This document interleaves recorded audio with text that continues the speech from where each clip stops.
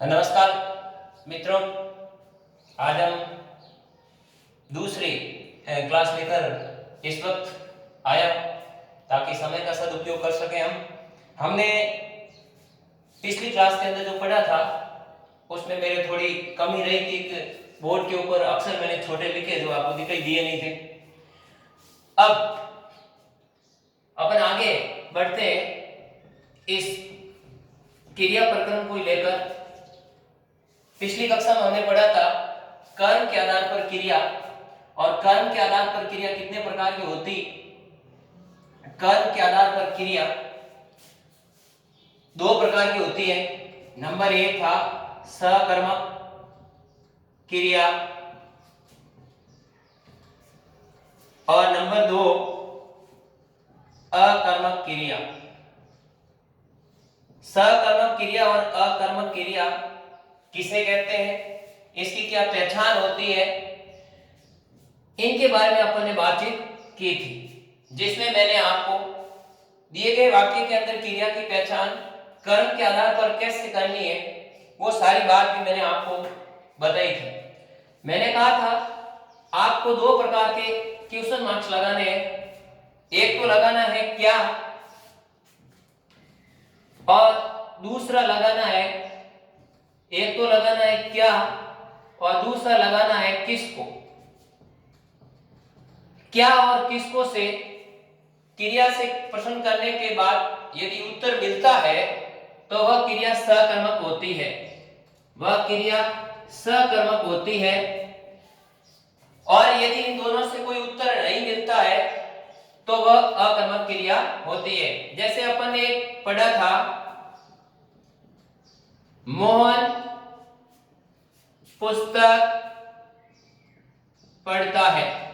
मोहन पुस्तक पढ़ता है, मोहन पुस्तक पढ़ता है। अब इसमें पहचान करनी है दिए गए वाक्य में कौन सी क्रिया है। तो इस क्रिया की पहचान के लिए हमें पहले क्वेश्चन पूछना पड़ेगा वाक्य में, मोहन क्या पढ़ता है। मोहन क्या पढ़ता है और मोहन क्या पढ़ता है उसका यदि उत्तर मिलता है तो यहां उत्तर अपने को मिलेगा, और उत्तर मिलेगा मोहन क्या पढ़ता है, पुस्तक पढ़ता है। तो इसमें मैंने जो प्रश्न पूछा है वो ये था कि ऐसा वाक्य दिया हुआ आएगा आपकी क्लास बोर्ड परीक्षा के अंदर, कोई भी एक वाक्य दिया हुआ आएगा और उसमें ये पूछा जाएगा कि दिए गए वाक्य में कर्म के आधार पर क्रिया का नामोल्लेख करते हुए क्रिया को परिभाषित कीजिए। तो अब अपन ने यहां सीधे से वाक्य दे रखा है, इस वाक्य की यदि अपन बात करें तो अब इसमें कौन सी क्रिया है, मोहन पुस्तक पढ़ता है। तो वाक्य में हमने क्रिया से प्रश्न पूछा मोहन क्या पढ़ता है तो अपने को उत्तर मिला पुस्तक पढ़ता है। तो उत्तर मिले तो वो वाक्य हो जाएगा सकर्मक क्रिया का। उत्तर मिले तो वाक्य हो जाएगा सकर्मक क्रिया। तो इस वाक्य में कौन सी क्रिया है, सकर्मक क्रिया है। ऐसे ही हम एक और वाक्य लिखते हैं, क्या और किसको दोनों क्वेश्चन लगाकर बात करते हैं, तुम्हारे समझ में आ जाएगा कि हमने सकर्मक क्रिया के भी दो भेद पढ़े थे, एक था एक कर्मक और एक था द्विगु या बहुकर्मक। तो अभी अपन ये बात करते हैं, मां ने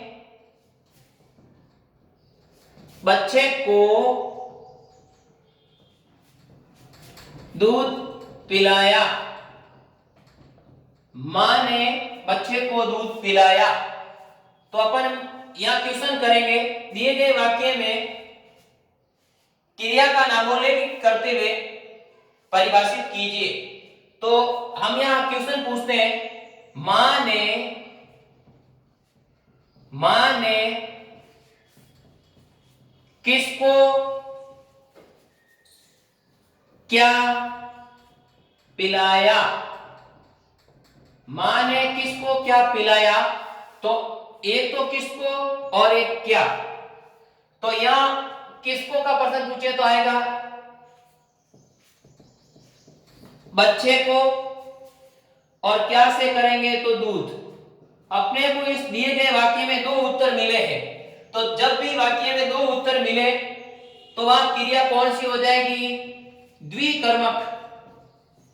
द्विकर्मक क्रिया है तो सकर्मक क्रिया ही, लेकिन सकर्मक का ये भेद है जिसका नाम है द्विकर्मक क्रिया। तो यहाँ दो उत्तर मिले अपने को। जब ये दो उत्तर मिले तो इसमें कर्म भी कितने हैं? दो। और जब कोई उत्तर नहीं मिले, न एक न दो, तो वह क्रिया कौन सी हो जाएगी? अकर्मक क्रिया। वह क्रिया कौन सी हो जाएगी? अकर्मक क्रिया। अब इस अकर्मक क्रिया की थोड़ी सी बात कर लेते हैं, फिर अपन आगे बढ़ते हैं टॉपिक में। तो ये समझ में आया आपको? इस प्रकार से हम ट्यूशन लगाकर किसी भी दिए गए वाक्य में क्रिया की पहचान आसानी से कर सकते हैं, कोई दिक्कत नहीं आएगी। ये मैं बता रहा हूं आपको कि आपके किसी भी प्रकार की कोई भी वाक्य कैसे भी देते हैं आपको, तो क्रिया की पहचान में आपको तकलीफ नहीं होगी। एक बात मैं और बताना भूल गया, यहाँ ये कक्षा 6 से लेकर 10वीं तक सभी विद्यार्थियों के लिए बड़ा ही उपयोगी प्रकरण है। क्रिया वैसे हम तीसरी क्लास से पढ़ते आ रहे हैं, तीसरी चौथी में इनकी परिभाषाएं वगैरह मिल जाती है हमें, लेकिन स्पेशली हम यह नोट करें तो 6 से लेकर 10वीं तक, वैसे तो अपन 11वीं 12वीं यहाँ तक कि कंपटीशन एग्जाम में भी हमें ये सारी बातें पढ़नी पड़ती है। तो अब एक मैं लास्ट अकर्मक क्रिया का उदाहरण दे दूं और उसके बाद अपन रचना के आधार पर पढ़ते हैं। जैसे चिड़िया आकाश में उड़ती है। अब चिड़िया कहां उड़ती है? आकाश में उड़ती है। अब आप सीधा सा एक समझ लोगे कि ये तो सीधा है सकर्मक वाक्य, इसमें कर्म पड़ा है। तो मेरे प्यारे विद्यार्थियों, थोड़ा अपने को ध्यान रखना है। मैंने आपको कुछ पहचान बताई थी वाक्य में क्रिया की पहचान कैसे करनी है, किस प्रकार से करनी है, कैसे पता चलेगा कि इसमें सकर्मक है, कैसे पता चलेगा कि इसमें अकर्मक है। तो मैं आपको एक बार फिर याद दिला देता हूं। यहां अपन दो तरीके के क्वेश्चन करेंगे। पहला क्वेश्चन हम करते हैं, वो करते हैं चिड़िया आकाश में क्या, पब्लिक कर देता हूं मैं, किसको। दोनों क्वेश्चन मैंने साथ पूछ लिए हैं, क्या और किसको उड़ती है, क्या और किसको उड़ती है, ये अपना क्वेश्चन बन गया। अब अपन यहां देखते हैं दोनों का उत्तर मिलता है या नहीं। तो अब उत्तर ढूंढो आपको, चिड़िया आकाश में क्या या किसको उड़ती है, तो अपने को यहां कोई उत्तर नहीं मिला, उत्तर नहीं मिला। जब उत्तर नहीं मिले तो दिए गए वाक्य में, जब उत्तर नहीं मिले तो दिए गए वाक्य में क्रिया कौन सी हो जाएगी? अकर्मक क्रिया हो जाएगी। तो दिए गए वाक्य में क्रिया कौन सी हो जाएगी? अकर्मक क्रिया हो जाएगी। कैसे? देखो, आप सोचते हो आकाश उत्तर मिल रहा है, लेकिन आकाश कर्म नहीं है। ध्यान रखना, यह स्थान विशेष है। स्थान, आकाश स्थान विशेष है, चिड़िया का कर्म नहीं है। आकाश स्थान विशेष है, ध्यान रखना। अब देखो चिड़िया, अब आप मान लो क्वेश्चन ऐसे बना लेते हो उत्तर, चिड़िया उड़ती है और आप उत्तर में लिख देते हो चिड़िया उड़ती है और आप उत्तर में लिख देते हो आकाश। उत्तर में आप लिख देते हो आकाश, नहीं, आकाश में आपने ऐसा उत्तर बना दिया, तो ये सरासर गलत है। क्यों? क्योंकि ये मैंने पहले ही कह दिया है स्थान विशेष है, इसका अपने को कोई उत्तर नहीं मिलेगा। तो जब कोई उत्तर नहीं मिलता है तो दिए गए वाक्य के अंदर क्रिया क्या होगी? अकर्मक क्रिया होगी। तो अब आपको भली भांति ये बात समझ में आ गई होगी कि पहचान कैसे होती है और क्या होती है, कैसे की जाती है, उत्तर कैसे दिए जाते हैं। यदि उत्तर मिले तो क्रिया होगी सकर्मक, और उत्तर यदि नहीं मिलता है तो क्रिया कौन सी हो जाएगी? अकर्मक। तो मेरे प्यारे विद्यार्थियों, इसमें कोई उत्तर नहीं मिला तो अपनी क्रिया क्या हो गई? अकर्मक। अब मैं इसके जैसा एक और वाक्य देख देता हूं, और वो वाक्य इस प्रकार से देखो, और वो वाक्य इस प्रकार से है। दूसरा देखो अपना वाक्य नंबर 2, गीता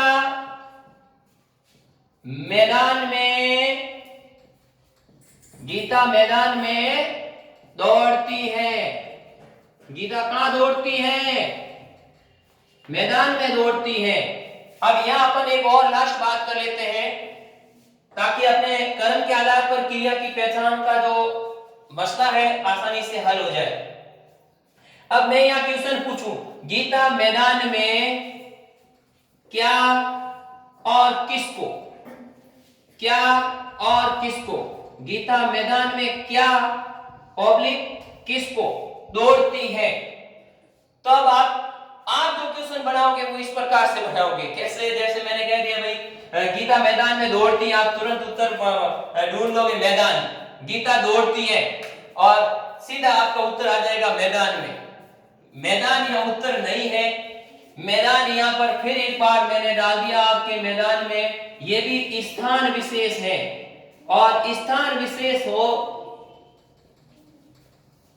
या कोई गुणधर्म हो तो वो गीता का कर्म नहीं हो सकता। या यदि ऐसे होता, गीता मैदान में 200 मीटर की दूर दौड़ती है, 400 की 6 जो भी हो, तो अपन क्रिया का रूप चेंज कर सकते थे। तो यहां अपन एक बात और देख लें, तो ये स्थान विशेष की वजह से यहां भी अपने को कोई उत्तर नहीं मिलेगा, यहां पर भी अपने को कोई उत्तर नहीं मिलेगा। और जब उत्तर नहीं मिला तो वाक्य में क्रिया कौन सी हो जाएगी? अकर्मक क्रिया हो जाएगी। वाक्य में क्रिया कौन सी हो जाएगी? अकर्मक क्रिया। तो ये था अपना मैटर अकर्मक और सकर्मक क्रिया का।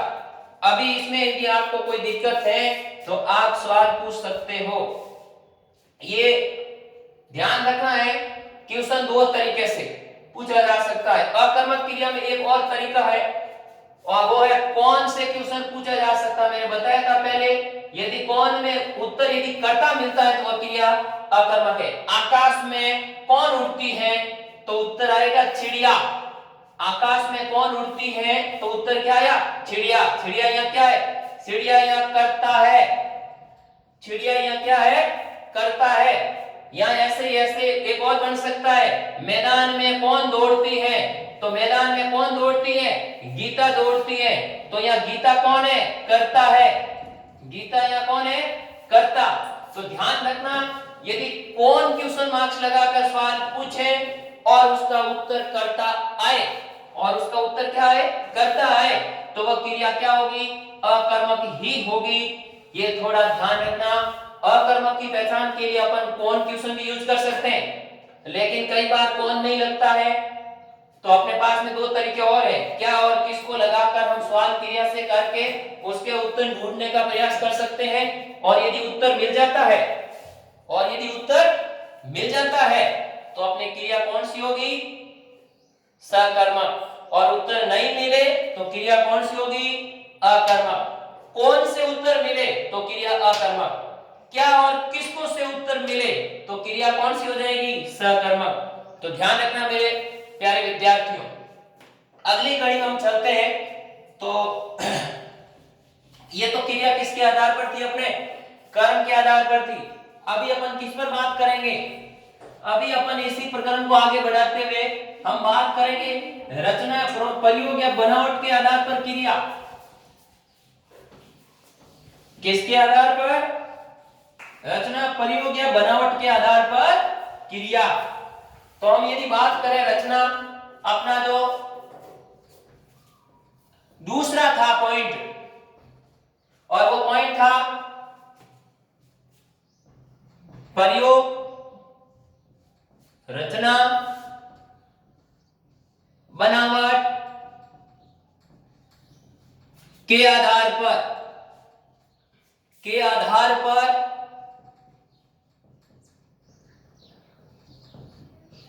क्रिया के भेद। तो के आधार पर क्रिया के भेद कितने लिखवाया था? कुछ याद है? तो हमने 8 भेद पढ़े थे। कितने पढ़े थे? 8 पढ़े थे। और उसमें सबसे पहला ही पहला था सामान्य क्रिया। पहला कौन सा था? सामान्य क्रिया। दूसरा दूसरा भेद था अपना संयुक्त क्रिया।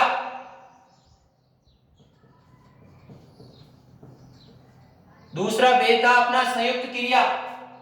और तीसरा भेद था अपना नाम धातु क्रिया। नाम धातु क्रिया। और चौथा भेद था प्रेरणार्थक क्रिया। और पांचवा भेद था अपना पूर्वकालीन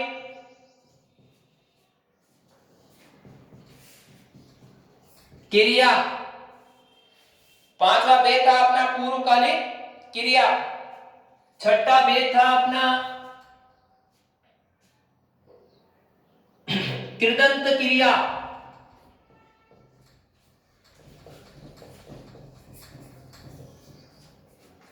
और सातवां अपना भेद था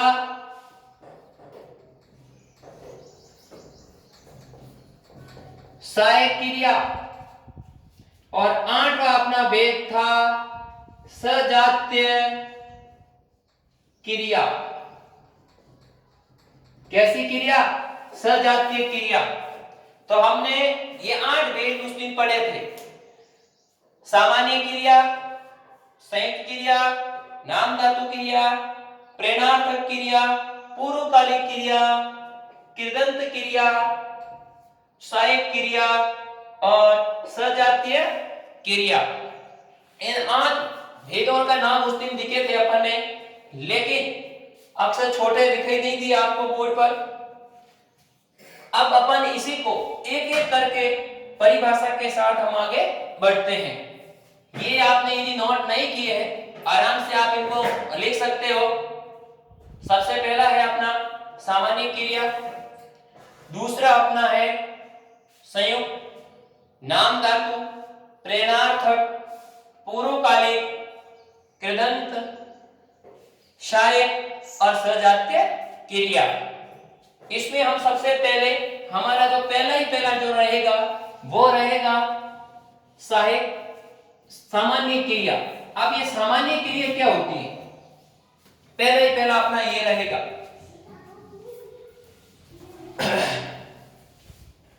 तो सबसे पहले बात करते हैं अपन सामान्य क्रिया। जब किसी वाक्य में एक ही क्रिया का प्रयोग हुआ हो,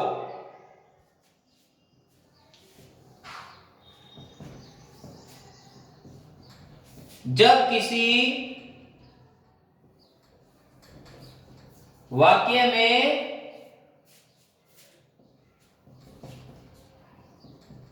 एक ही क्रिया का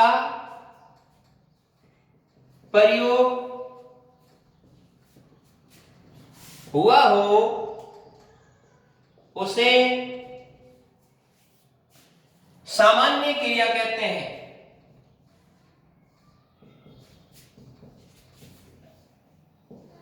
उसे सामान्य क्रिया कहते हैं। तो सबसे पहले परिभाषा किसकी?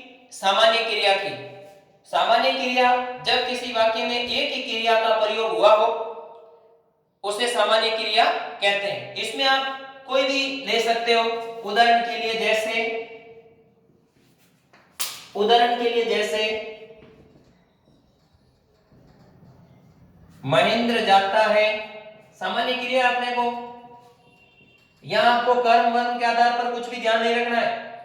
यह प्रयोग है, ये रचना है या बनावट के आधार पर है, या कर्म के आधार पर नहीं है। दूसरा, जैसे संतोष आई, ये सामान्य क्रिया है। संतोष आई है, ये सब सामान्य क्रिया। छोटे छोटे जो वाक्य होते हैं, जिस वाक्य में एक ही क्रिया हो, जैसे आना क्रिया है, आई भी यहाँ क्रिया है, ये दोनों ही करता है। तो ये थी अपनी पहला जो पॉइंट था, सामान्य क्रिया। दूसरा पॉइंट है अपना संयुक्त क्रिया। लिख लिया इसको।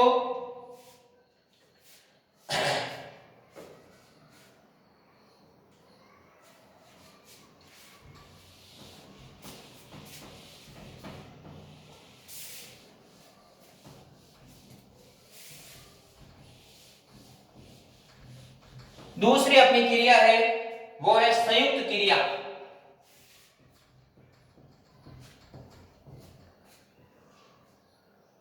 संयुक्त क्रिया,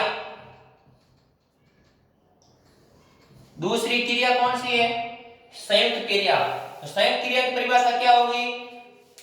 जब या सीधा लिखना चाहे तो जो क्रिया दो या दो से अधिक, जो क्रिया दो या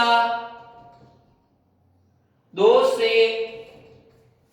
अधिक, दो या दो से अधिक भिन्नार्थक, ध्यान रखना सब बड़ा दिख रहा है, भिन्नार्थक। भिन्नार्थक अर्थ क्या हो गया? भिन्न धन अर्थ। अब देखो भिन्न धन अर्थक, अर्थ देने वाला, अर्थ उत्पन्न करने वाला, क्रियाओं के मेल से बनती हो, भिन्नार्थक क्रियाओं के मेल से बनती हो,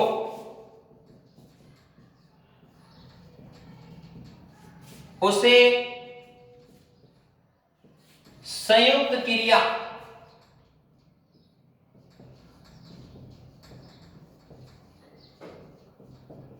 उसे संयुक्त क्रिया कहते हैं।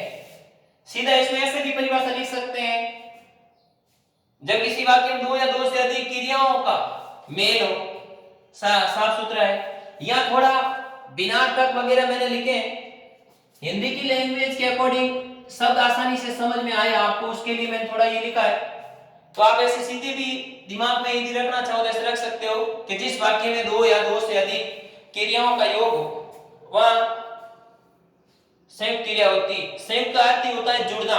संयुक्त अर्थ क्या होता है? जुड़ना। जहां दो या दो से अधिक क्रियाएं जुड़ी हुई हो वह संयुक्त क्रिया। जैसे जया ने खाना बना लिया, जैसे जया ने खाना बना लिया, जया ने खाना बना लिया।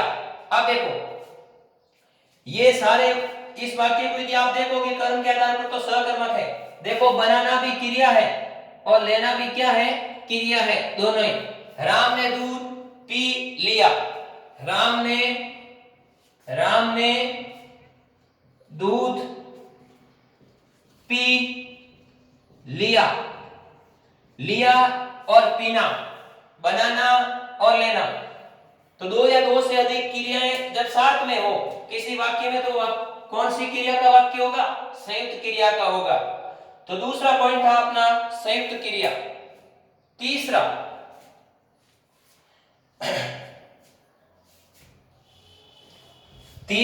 समझ में नहीं आया क्या?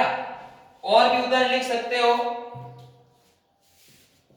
मोहन ने खाना खा लिया। इसमें एक और उदाहरण देखो खाना क्रिया नहीं, खा लिया, ये खा लिया। खाना क्रिया वो है, ये खाना यानी भोजन खुद है, ये क्रिया है और ये क्रिया है। यानी कि वाक्य में एक से अधिक जब क्रिया हो तो वह कौन सी क्रिया का वाक्य हो जाएगा? संयुक्त क्रिया का वाक्य। अगला तीसरी क्रिया अपने प्रेरणार्थक क्रिया। नाम से ही पता चल रहा है, नाम से ही पता चल रहा है अपने कौन सी क्रिया है? प्रेरणार्थक क्रिया। तो कर्ता स्वयं कुछ न करके, कर्ता स्वयं कुछ न करके करने का आदेश देता हो वह कौन सी क्रिया होती है? प्रेरणार्थक क्रिया होती है। प्रेरणार्थक क्रिया। तो इसमें कर्ता स्वयं कुछ न करके करने का क्या देता है? आदेश देता है। इसी को दूसरा नाम है आज्ञार्थक। आज्ञार्थक क्रिया। कर्ता स्वयं कुछ न करके करने का क्या देता है? आदेश देता है। उस क्रिया का क्या नाम हो जाएगा? आज्ञार्थक या प्रेरणार्थक क्रिया। जैसे मां ने सविता से खाना बनवाया। अब यह मां ने कुछ नहीं किया, काम किसने किया? सविता ने, लेकिन मां भी साथ में है, तो कर्ता स्वयं कुछ न करके करने का आदेश देता हो। अध्यापक जी ने छात्रों से झाड़ू निकलवाया। अध्यापक जी ने छात्रों से क्या निकलवाया? झाड़ू निकलवाया। अध्यापक जी ने भाई जी को बेल बजाने के लिए कहा। ये सारे उदाहरण यानी कि जिसमें कर्ता स्वयं कुछ न करके करने के कुछ आदेश, देख लो आज्ञा दे रहा हो, सबसे पता चल रहा है। तो प्रेरणार्थक और आज्ञार्थक। वैसे अपन यदि इसका अर्थ देखें प्रेरणा का, तो प्रेरणा का हम नॉर्मली लेते हैं शिक्षा के लिए, यानी कि शिक्षा। तब अब यहां ध्यान दो, वे क्रियाएं जिन्हें कर्ता स्वयं, परिभाषा में लिखो, वे क्रियाएं जिन्हें कर्ता स्वयं न करके करने का